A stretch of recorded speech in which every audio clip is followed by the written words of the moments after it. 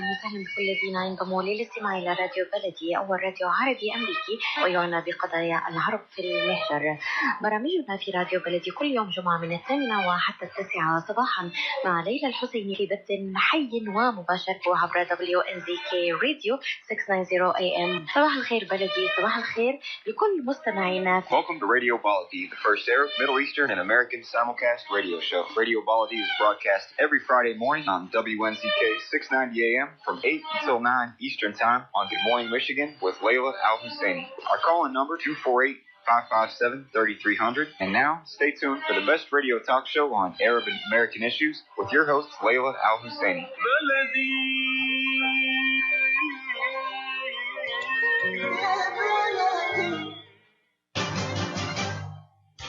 This is Dr. Sahar Khamis. Join me on the third Friday of each month at 8 a.m. Eastern Standard Time.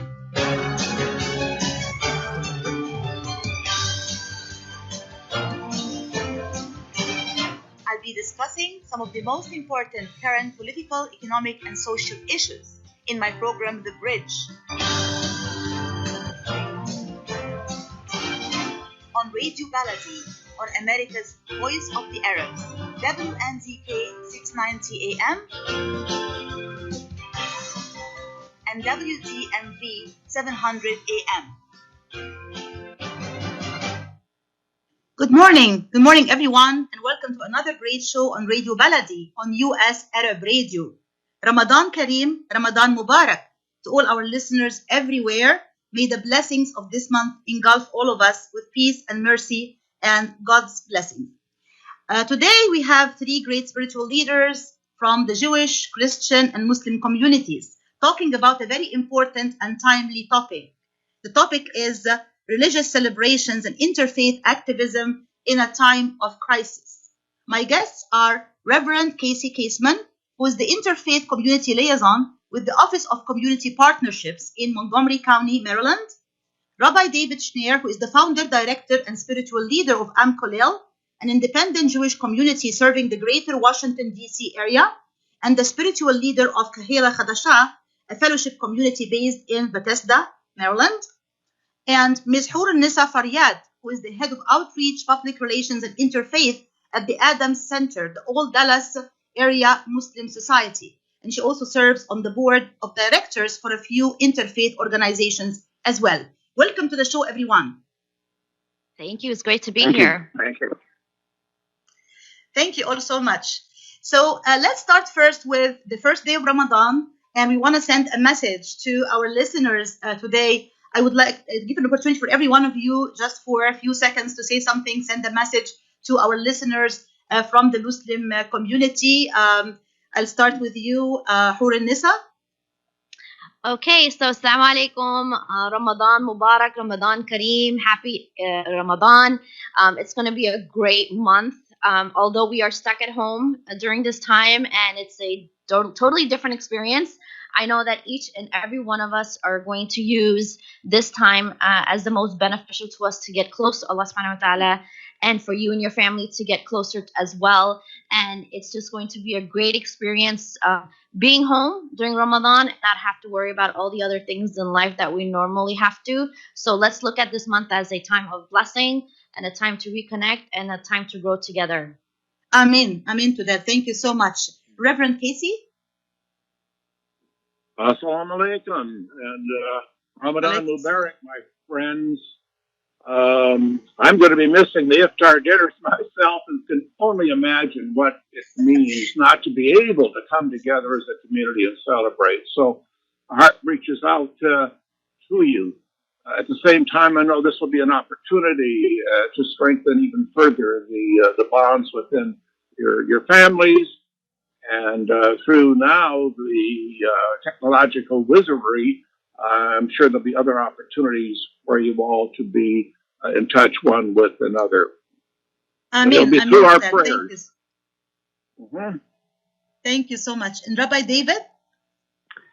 Assalamu alaikum, Ramadan Kareem, Ramadan Mubarak. I'm also very happy to be on this program and this time of the year. It corresponds on the Jewish calendar with these days between Passover and Shavuot, which is the time that we receive the Torah, revelation at Sinai. And it's wonderful, and I shared this with my community in our newsletter yesterday, that Ramadan is taking place during this special time in our calendar as well. So there are a lot of people in my community that also send their blessings to the Arab community and the Muslim community. Thank you so much. Well. Thank you very much for that. And before we start talking about our topic today, which is really about the religious celebrations and also about interfaith activism in this particular time of difficult crisis for everyone, I just want to start first with your own reading or your own, spiritual insight into what is going on now. How can we read this whole global pandemic from a spiritual perspective? I asked this same question to 3 other great spiritual leaders I had on my show recently, a rabbi, an imam, and a priest, and everyone had a different take on that. So I would love to just hear very briefly your own thoughts. Some people see it as an anger from God. Excuse me. Is it a punishment? God forbid. Is it a test? Is it a trial? How can we possibly read this whole global pandemic from a spiritual perspective? I'll start with Rabbi David. Thank you. That's quite a question. You have a few hours. It's a very difficult question to answer. And I think the life, in Hebrew, one of the names for God is Chai Olam, the life force of the universe. And life gives us all kinds of blessings, and also life gives us all kinds of challenges. Mm-hmm. And it's really how we respond, to what we are given by the source of all life. So I see this as a great trial, okay, and also a great opportunity to learn and to grow in wisdom, and to take what we're learning, from this crisis to create a better, more whole world. And I think that's where I am right now. There's great sadness, but there's also a tremendous opportunity to.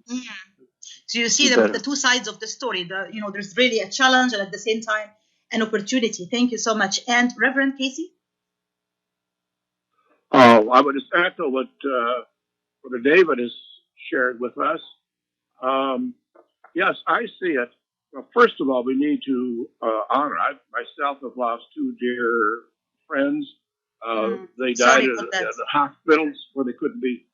Their family couldn't be with them, and waiting now, perhaps weeks or months, for their memorial services.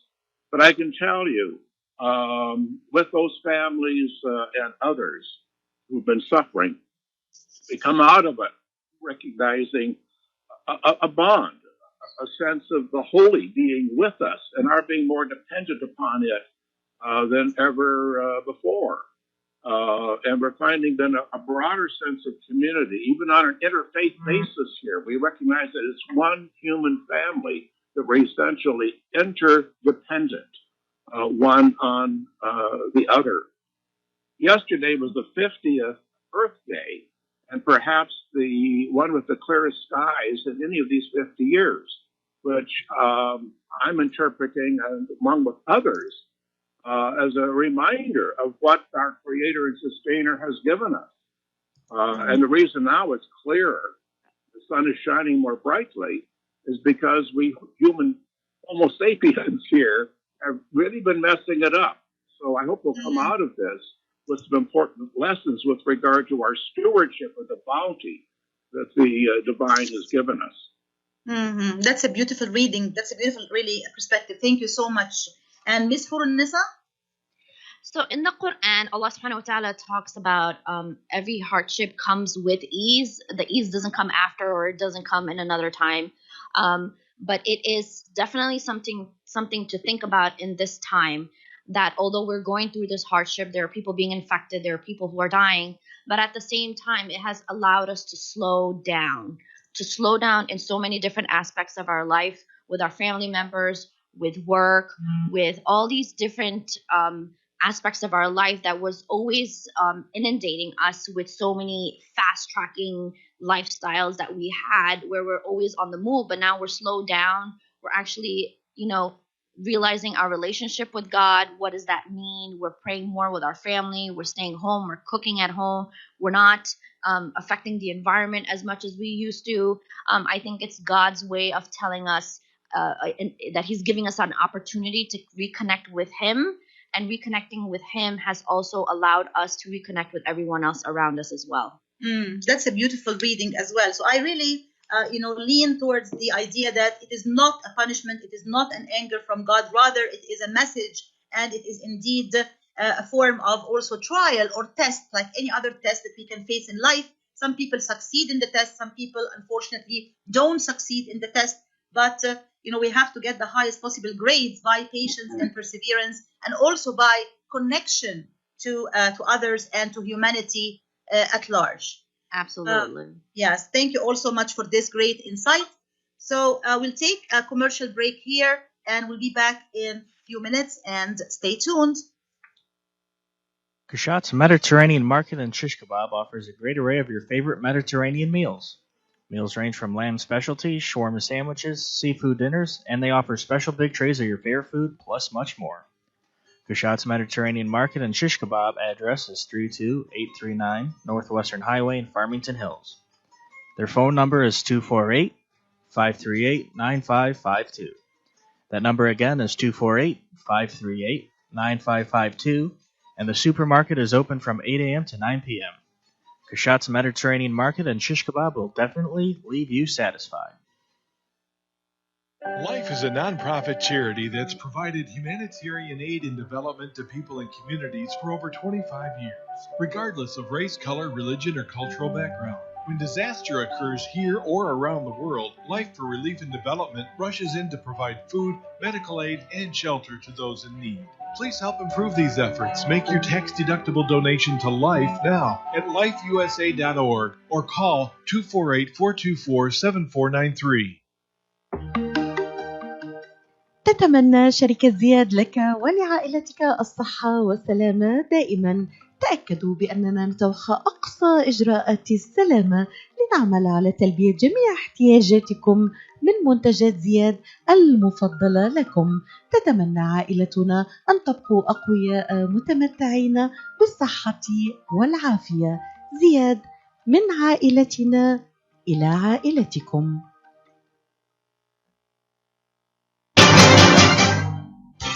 This is Dr. Sahar Khamis. Join me on the third Friday of each month at 8 a.m. Eastern Standard Time.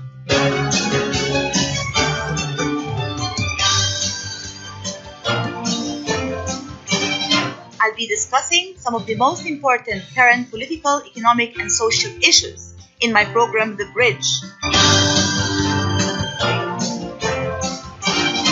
On Radio Baladi, on America's Voice of the Arabs, WNZK 690 AM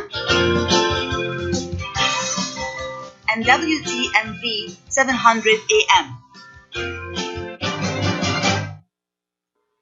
Welcome back to the show, everyone. This is your host, Dr. Sahar Khamis. Ramadan Mubarak to everyone. And I have with me three great spiritual leaders today talking about a very important topic, which is religious celebrations and interfaith activism in a time of crisis. I have with me today Reverend Kaseman, Rabbi David Shneyer, and Miss Hurunnessa Fariad. So we did talk about the message for Ramadan. We did talk about the meaning of this time of testing or trial for all of us. And now let's move to the most important point on everybody's mind now, which is really our religious holidays and religious celebrations. I just participated recently in an excellent Zoom session with ZIYAD, Jewish Islamic Dialogue Society, one of the interfaith groups I'm involved in, and the title was Between Passover and Ramadan. So the Jewish community just celebrated Passover, the Christian community celebrated Easter, and now the Muslim community is celebrating Ramadan. So I'll give every one of you an opportunity to talk about how the celebration this year is different because of this whole situation. I'll start with you, Reverend Kasey. Well, first of all, Good Friday is a time when we typically would be worshiping for 3 hours, the time that Jesus spent on the cross, offering his last words from the cross. Those would be the focus for that. This year, I was so busy with my Office of Community Partnerships team in the morning, dealing with the current situation, noting how many cases had increased overnight, the deaths, what could be done in terms of finding more test kits, what was happening in the hospitals, how people were being fed, and all of that.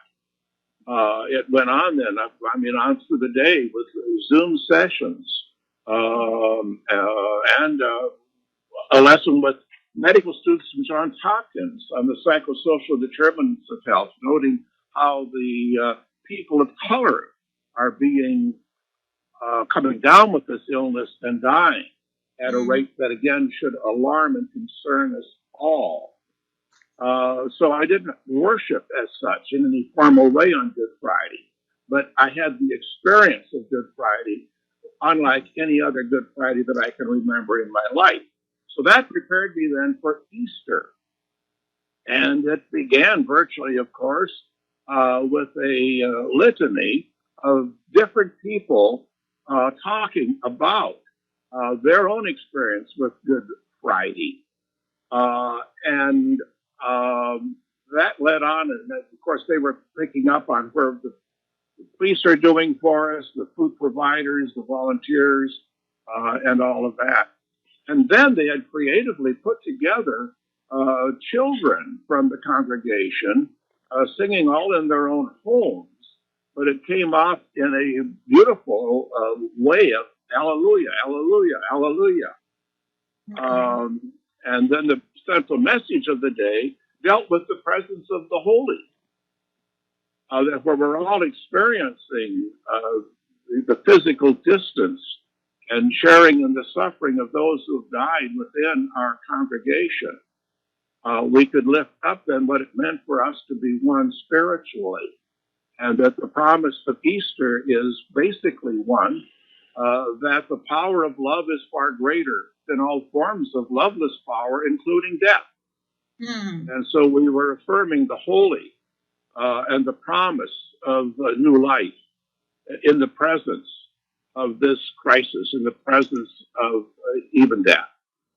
This is very beautiful. I really like it. And there is very clearly a link here between the change in the meaning of the religious celebration and also the interconnection with your own work in interfaith activism and community activism, which is really the topic we're going to be dealing with for the rest of this conversation. Rabbi David?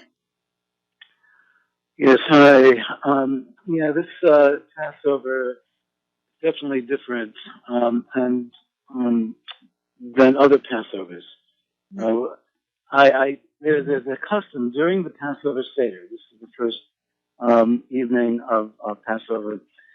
We have a special meal, and it includes the story of the liberation of bondage from Egypt. And there are two times during the Seder when we open the door. At the beginning of the Seder, we open the door and we say, Halah Anya. We say, this is the bread of affliction. Let all those who are hungry come and eat. So traditionally, we would open the door and call out, into the streets, into the community, all those who are hungry, come and eat. This year, we couldn't exactly do that. We couldn't actually invite people into our homes because of the restrictions. Well, this caused us to have a discussion about what are we really doing about hunger. As we see, there's an increasing issue with getting food to people in this country. So we had this amazing conversation about, well, how do we really take care of the needs of those who are hungry?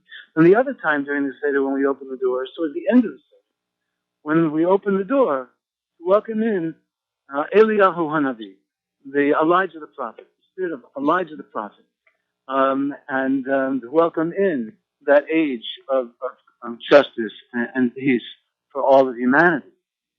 Well, this year also, what does that mean?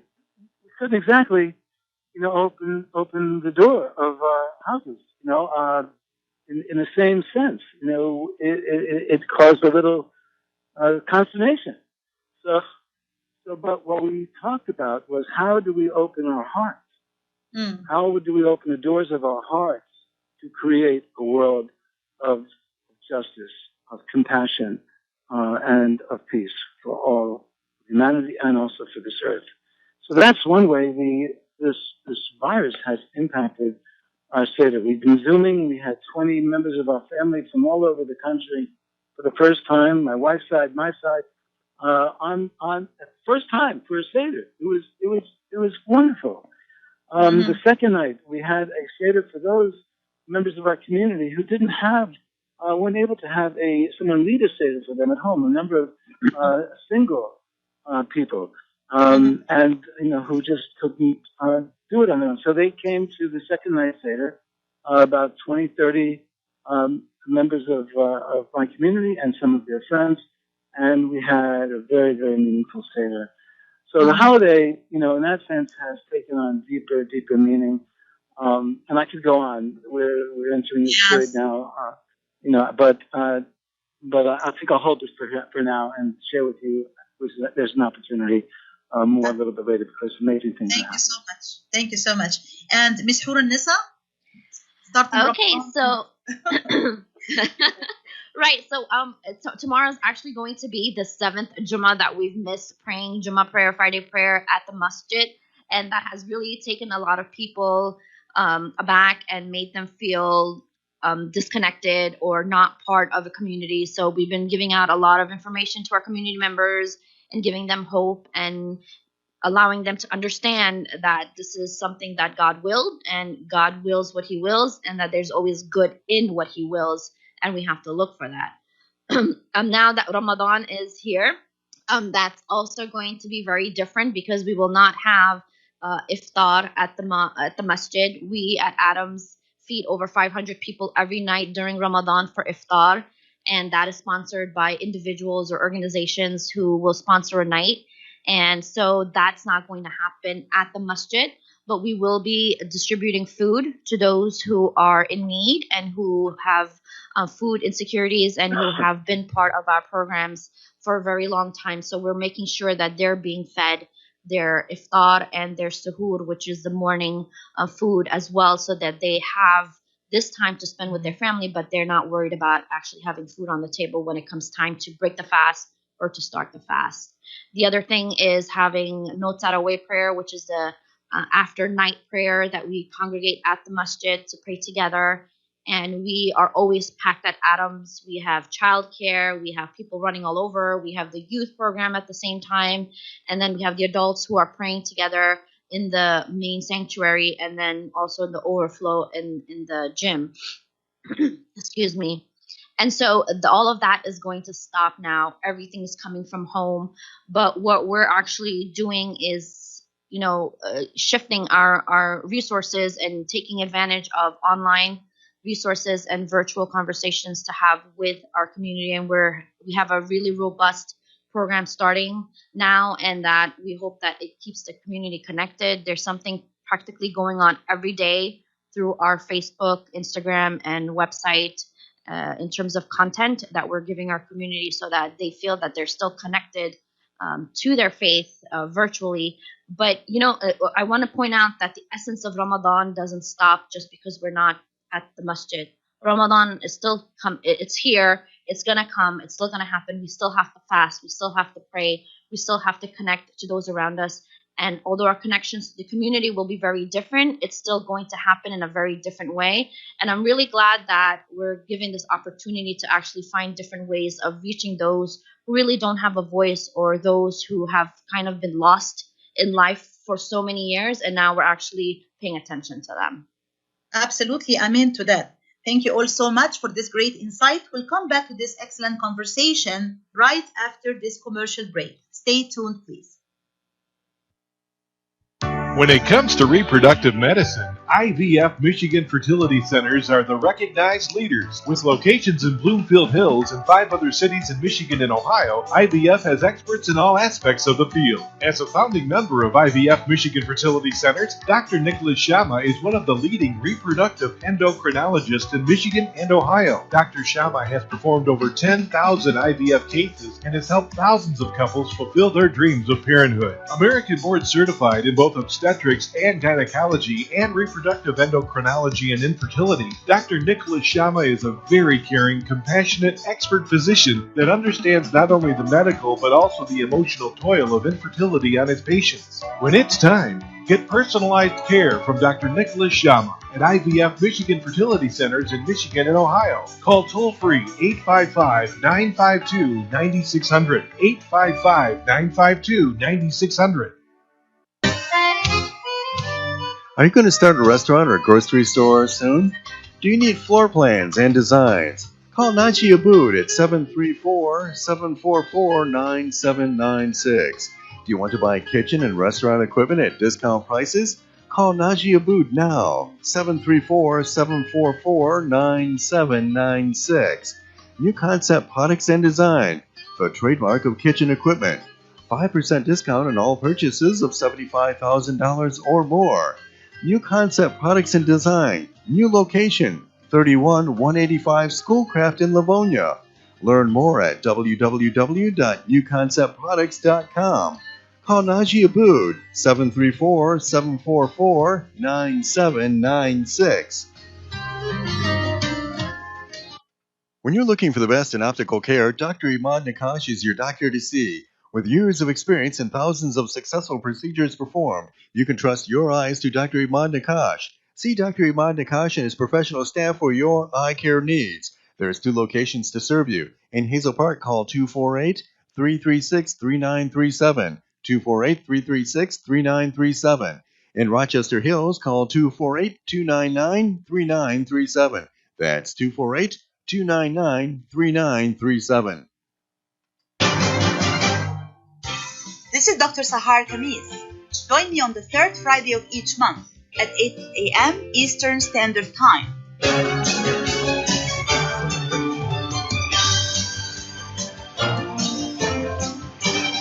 I'll be discussing some of the most important current political, economic, and social issues in my program, The Bridge. On Radio Baladi, on America's Voice of the Arabs, WNZK 690 AM and WDMV 700 AM. Welcome back to the show, everyone. This is your host, Dr. Sahar Khamis. Ramadan Mubarak, everyone. We're talking today about religious celebrations and interfaith activism in a time of crisis. And with me this morning discussing this topic are 3 great spiritual leaders, Reverend Kaseman, Rabbi David Shneyer, and Ms. Hurunnessa Fariad. Okay, so all 3 of you before the commercial break talked about the difference in celebrations of your religious holidays this year, whether it's Easter, Passover, or Ramadan. Of course, a lot of that is happening now through social media platforms, right? Like Zoom and sometimes Skype and all of that. As a communication professor, I cannot help but ask the question, what could be, in your opinion, some of the pros and cons of using this particular platform, like, for example, using Zoom or online communication? How, can we see possibly the positive sides and the negative sides or the downsides of this type of connection, especially in the context of religious celebration? I'll start with you, Hurunnessa. Okay, so I think the positives are pretty obvious, that we get to connect to a lot of people around in our communities and places who don't really have access to our masjid. So even around the world, people can actually access our online and our Zoom conference calls. They can just register and get online and watch it from another country or from another state. And that's always a positive thing. And we've noticed even community members who weren't really regular at the masjid were now coming and actually getting online, listening to the lectures, seeing who's talking, and giving their opinions and talking about what they actually want to see. We're also seeing a lot of different things online, like educational programs for parents, parenting tips during this time while we're at home, dealing with mental health issues. How are those things actually being addressed while people are home and not being able to go out or get the needs that they have fulfilled as mental health patients or people who have, some kind of need in whatever form that might be.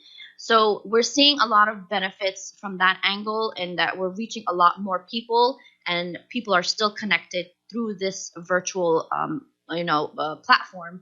Obviously, the negatives are the Zoom bombings that are happening and the hate speech that's coming out from people, and we're seeing that that's very live and something that's in our face. I've seen a lot of pictures where within the Jewish community, people have been Zoom bombed with a lot of horrific images and content that really is deplorable.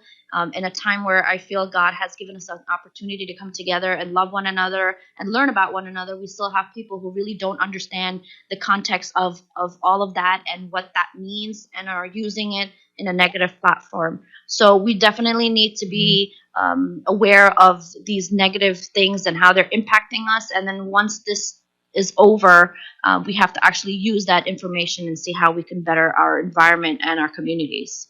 I totally agree. And I know that some of that also unfortunately happened with some of the imams in the Muslim community as well. Yes. And it really required another level of cybersecurity in order to make sure that does not happen repeatedly again and again. Rabbi David? Yes, thank you. We also have seen the benefits of Zoom. Primarily, we've been using Zoom increasingly, and there is a concern about Zoom bombing, and that's why I think Zoom now requires a password, that we must use to log in, to the Zoom meeting or conference or service worship that we're offering. I also find that our attendance has improved for our adult education programs, for our Shabbat Saturday morning services, for our different sessions have resonated with people, and it's I think there is a beyond, we've seen beyond this crisis that there's a new use, or a new use for people to get together in our communities that we hadn't really taken advantage of before. That's really, really important. I've always been kind of critical of technology and being glued to the internet, or I've had problems with that, and I must say that my attitude towards technology has changed, and of course it has to be done with a lot of care, and it can never substitute for public and social contact, which we are increasingly desperate for because of this crisis. There's so much more to say. I find that our prayer. We've never had a prayer circle in the middle of the week before. This is common in many Jewish communities, in the more traditional Jewish communities.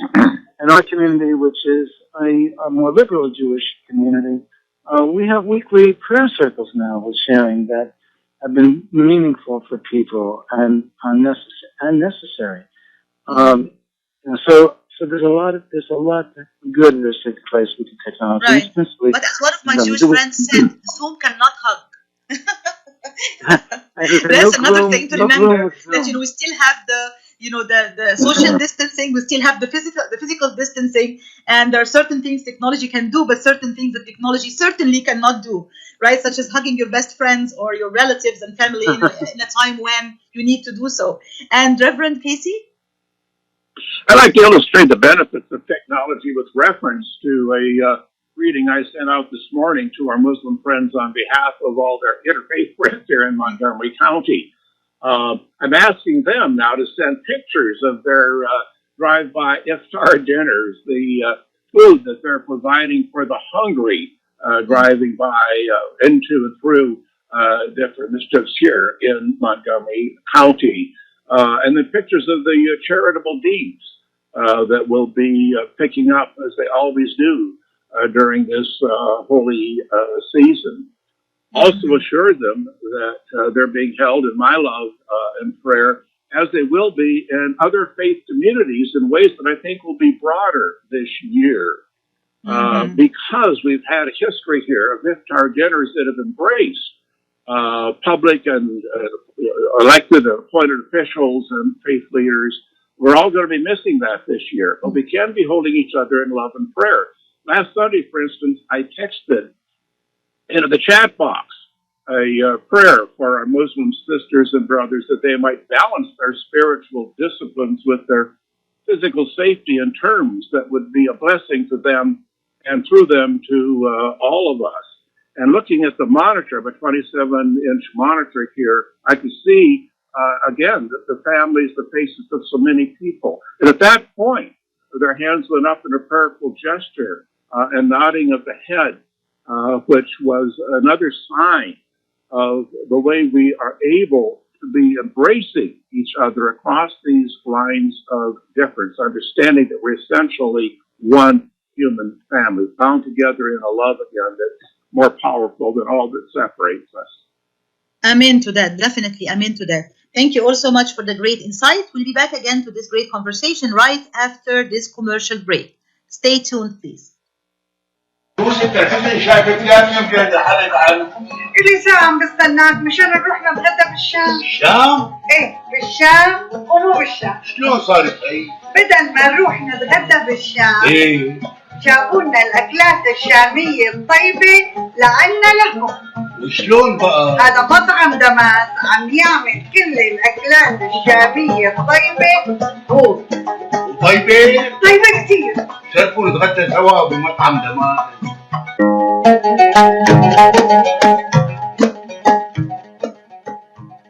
الأكل الشامي الأصيل فقط بدماس كوزين. زوروهم على 28841 أرشد لك بفارمينغتون هيلز، ولطلباتكم اتصلوا على 248-987-4609. That's 248-987-4609. دماس كوزين and catering، جبنا لكم الشام لعندكم. مؤسسة رحمة الإغاثية حول العالم تقدم خدماتها الإنسانية في عدة دول في اليمن، سوريا، الأردن، لبنان ومناطق أخرى في أفريقيا وحول العالم. مؤسسة رحمة حول العالم الإغاثية تدعم اللاجئين في المخيمات بتوفير السلات الغذائية، الإمدادات الطبية، الرعاية النفسية، إلى جانب الخدمات التعليمية ورعاية الأيتام والمطابخ الخيرية. جميع تبرعاتكم معفاة من الضرائب وتساهم في حياة أفضل للمحتاجين. للتواصل مع مؤسسة رحمة حول العالم يرجى الاتصال على الرقم 248-990-4247. That's 248-990-4247. أو بإمكانكم زيارة الموقع الإلكتروني على rahmarelief.org. مركز طب ريهاب للعلاج الطبيعي بإدارة الدكتور محمد فرح حسين، أخصائي العلاج الطبيعي بخبرة أكثر من 13 عاما. طب ريهاب يقدم خدمات العلاج الطبيعي وإعادة التأهيل، ويضم مجموعة من أفضل أخصائي التشخيص الدقيق للحالات المرضية، مع خبرة عالية في التعامل مع الحالات التي تحتاج إلى إعادة تأهيل وعناية خاصة بعد العمليات والكسور. طب ريهاب يستقبل كل الحالات المتعلقة بألم الرقبة، الظهر، المفاصل، شلل الوجه، الانزلاق الغضروفي، عرق النساء، الحوادث وإصابات العمل. خبيرات في المعالجة النسائية لخصوصيات تامة للسيدات. عندما تبحثون عن رعاية متميزة اقصدوا طب ريهاب للعلاج الطبيعي، الواقع على 15001 ميشيغان افنيو. وللمواعيد اتصلوا على 313-846-0555. That's 846-0555.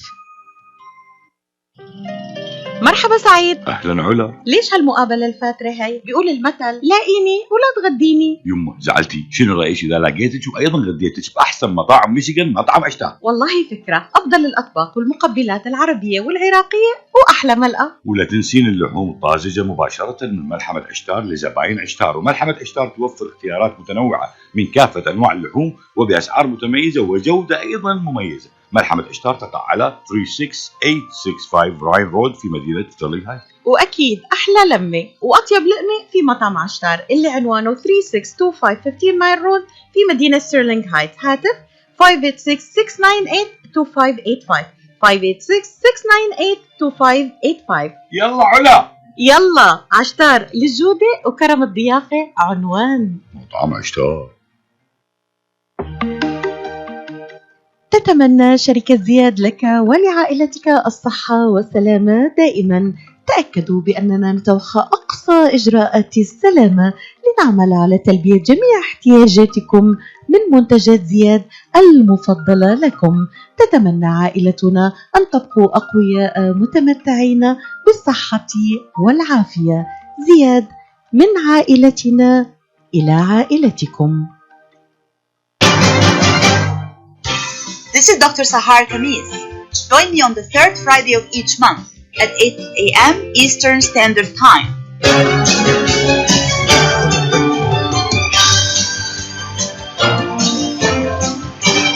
I'll be discussing some of the most important current political, economic, and social issues in my program, The Bridge. On Radio Baladi, on America's Voice of the Arabs, WNZK 690 AM and WDMV 700 AM. Welcome back to the show, everyone. This is your host, Dr. Sahar Khamis. Ramadan Mubarak, Ramadan Kareem. And we're discussing today a very timely topic: religious celebrations and interfaith activism in a time of crisis. And my guests are Reverend Kaseman, Rabbi David Shneyer, and Miss Hurunnessa Fariad. Okay, so we talked about the meaning of the crisis from a spiritual perspective. We talked about also the celebrations this year and how they're different, and also some of the pros and cons of technology and using social media to connect with our personal and professional and religious communities. Now, the second part of our discussion is really about activism. And I know the three of you have had a lot of activities, really, many of them will take more than the remaining time in this program. But I want to highlight a few points that really caught my attention.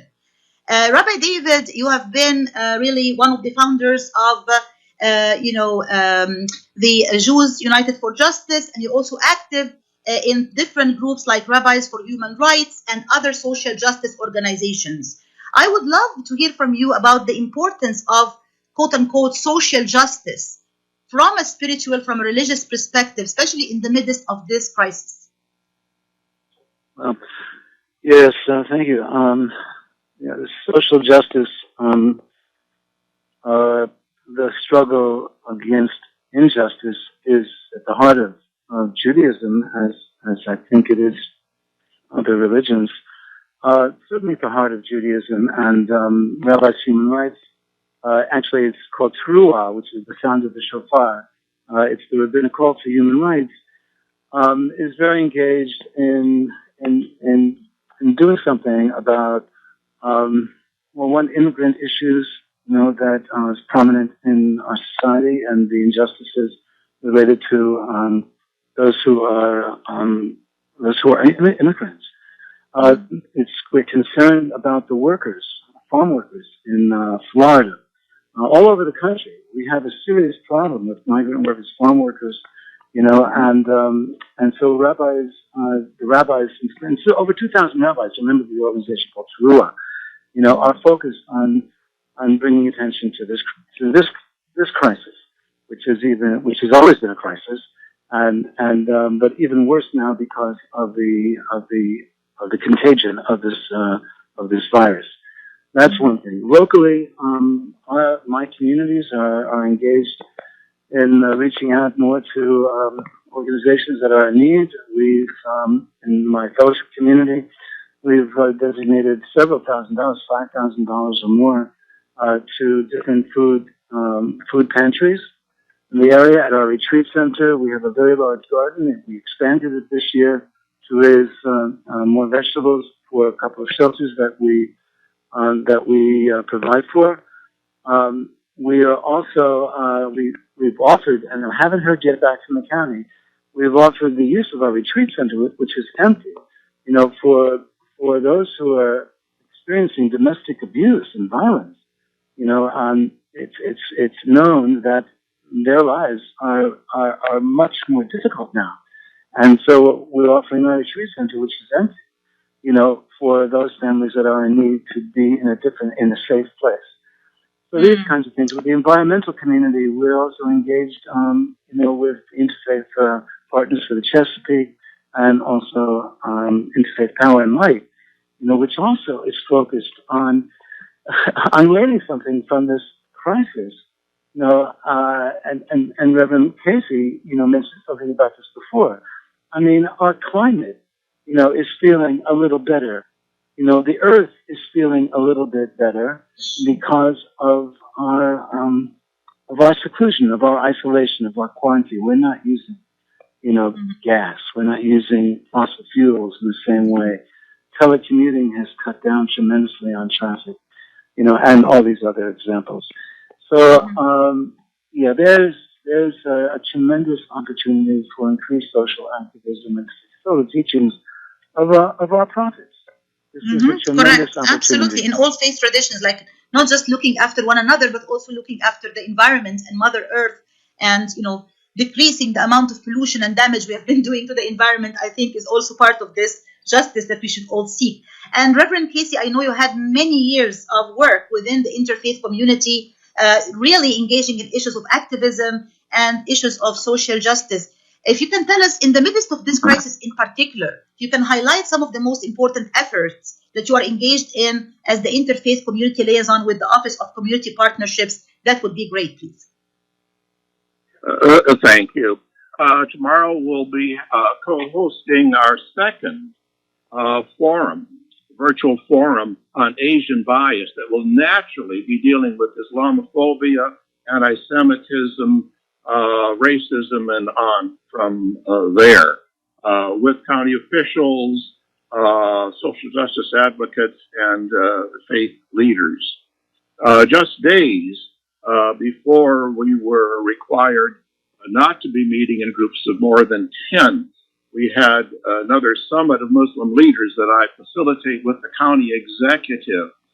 And coming out of that session, the primary concern is to do with police relations. And so that's on the line for an upcoming Zoom session where faith communities from throughout the county will be participating. Another one will be dealing with the public school system.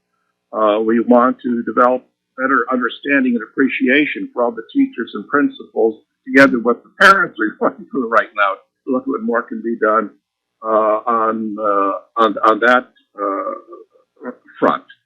And across the board now, in the area of advocacy, we've just finished here the General Assembly of the state, but a lot of advocacy has gone on. People have had more time to get in their voice with regard to what they want to see coming out of that session. And so it's now being applied, of course, on Capitol Hill.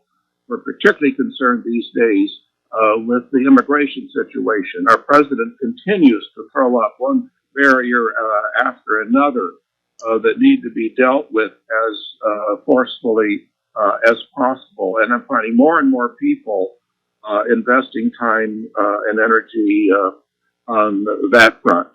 Of course, we're right now dealing with the nitty-gritty issues of how to feed a growing number of people. We already have provided hundreds of thousands of meals to people, but that cannot keep up with the need. And so people, as Rabbi David has already referenced, are sending money. Others are creating masks and on to see that our community is well served. Thank you so much. That's really commendable. And, send our thanks to everyone in your group and Interfaith Community Group, and also the Office of Community Partnerships for this great work. And Ms. Hurunnessa, you mentioned something about also drive-by iftars and giving meals out to the needy. If you can give us a little bit of an idea of the work that Adams and other Muslim organizations are doing in this sense of activism and outreach, and also helping with issues of, need and social justice in this difficult time. Right. One of the things that we focused on a lot throughout the years is food, and making sure those who are in a state of food insecurity are being taken care of, whether they're living around the Adams area or the homeless community in DC. We have packed and made lunches on many different occasions. Our community service department has gone out and delivered the food to the communities in DC with different organizations as well, and making sure that as part of our faith, where it's required for us as Muslims to be, resourceful with our money, and also making sure that we're giving our portion of our money to those who are in need, because that is their right. That we are making sure that as a community, we're giving opportunities to our community members to help us in that financially, and then we're the ones actually going out and going and feeding the people who need food. And now with Ramadan, especially within our own communities, with people who have who are low income or who have employment issues and now are getting laid off because of COVID-19, who are home and can't buy food, we're making sure that they're taken care of. Every week, our social service department gets a delivery of over 1,000 pounds of food, and we sort all of those out, make packages for all of our clients, and give out over 400 to 500 packs of different item foods throughout our community members. So we're making sure that people are taken care of with their food insecurities, and that they don't feel that they're being left out and the community is not looking out for them. I have to tell you that I have seen so many people with their graciousness come out during this time that I don't think you would have seen in another time. Mm-hmm. People are really taking this to heart and are actually expressing their own emotional connection to helping other people. And that's such a big pillar in our faith, that we have to help those who are in need, because that's part of our faith. And so hopefully this will ignite that fire in them and keep it going for a longer period of time and throughout their lives, so that we can eradicate food issues for people. I think if everybody just conserved food and didn't waste food, there would be no body going to sleep on an empty stomach. And so food has definitely been an issue on our plate, and we're making sure that everybody around us is taken care of, and that if they have any food issues, that they can reach out to us, and that we'll make sure that they're taken care of in that sense. Absolutely. Thank you so much for that. We have only like 5 minutes left in the program, but I cannot end without mentioning something that Ms. Hurunnessa and Rabbi David have in common, which is music. So Rabbi David is a music composer, and I know that you've been sometimes referenced as the singing rabbi. And I know that, Hurunnessa, you are the music director of America's first mosque youth choir, which is called Adam's Beat. So very quickly, in 1 to 2 minutes, I want to hear from each one of you as to the role of something as beautiful and powerful as music and art in the midst of this crisis. Hurunnessa? Okay, so I actually am a trained vocalist. I went to a music major high school in New York City. That's where I grew up. And when I came to Virginia, I really didn't use it because, with our faith in people, sometimes music is always an issue. But I grew up in a musical household. I did whatever I wanted in my house. But one day, Ma'am Majid came up to me and said, well, I heard you have a music background. And I really didn't know how to answer it, because I was like, what's the right answer? Yes or no? Am I going to get in trouble for this? And so from there, that was, over almost 5 years ago, we started, he wanted a youth choir at Adams, and we're the only mosque and the first mosque to actually have a youth choir. We started out with 20 kids. I have about 35 kids right now, boys and girls. And, I thought we were just going to go around singing songs at Adams and Muslim events, but it actually turned out that 99.9% of our events are within the Jewish community and the Christian community and other organizations that actually partake more in this type of events. So, I've taught them a song in Hebrew. I've taught them different songs of peace, pop culture songs that are really popular but have a really positive message. And they've done a lot of concerts with other youth choirs within the Jewish community and the Christian community. So it has actually allowed my children to be advocates and ambassadors of interfaith work through music. And it actually is the best way to get kids involved in interfaith work, because as all of us know, people end up doing interfaith work later in life, and that's not a good thing. We have to start early. We need to get our youth involved in this type of work to making sure that they understand and respect other people's faiths, but also advocating for them as well when the time is necessary. And this has really opened up an amazing opportunity for my kids to be exposed to so many different things of other people's faith that they would never have imagined. I remember they sang a song at an event, and after it was at a Jewish synagogue, and they sang the Hebrew song of peace.